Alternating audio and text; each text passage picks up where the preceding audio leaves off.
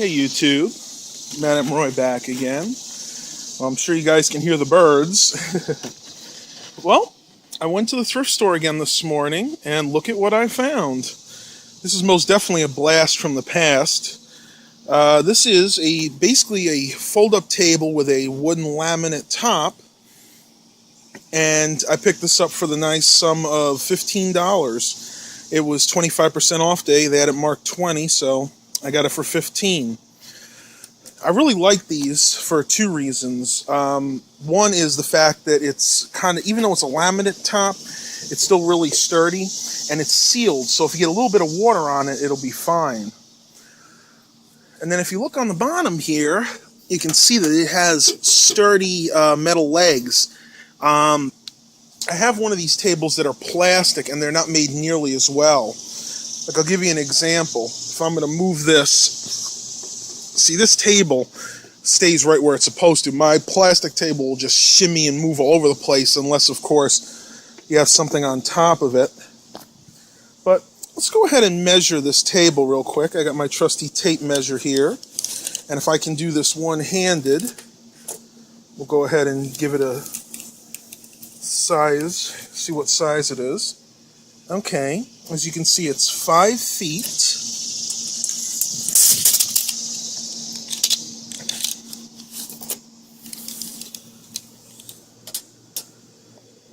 by 30 inches, so that's basically 5 feet by 2.5.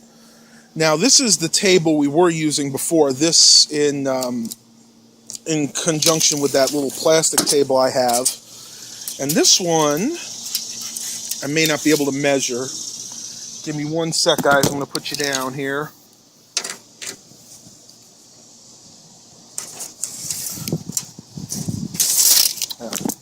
I'm not going to be able to do it, but this one is about the same length as this and width, but the other plastic table that I have is only about half this size. So what I'm thinking about doing is, when I do videos for my friend Chris, we're going to put this table together and either this one or maybe one of the other plastic ones that my dad has, which is about the same as this one.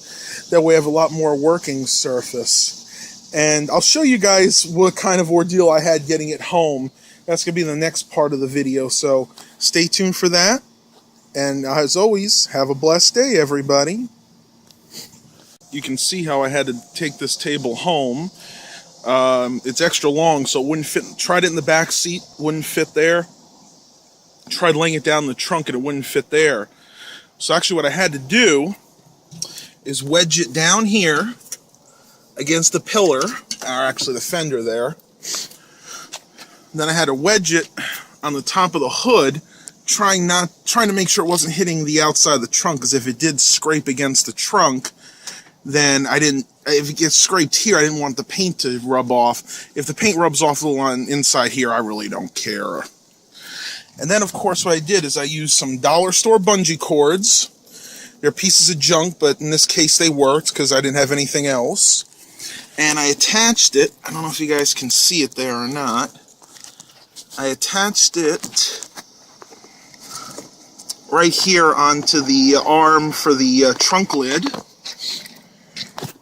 And then I went around, making it as tight as possible. And then I went ahead and attached it right in here, right there to one of these little holes in the subframe, right there. So that was my ordeal. It took me only about 5 minutes to get home, but I was on pins and needles all the way.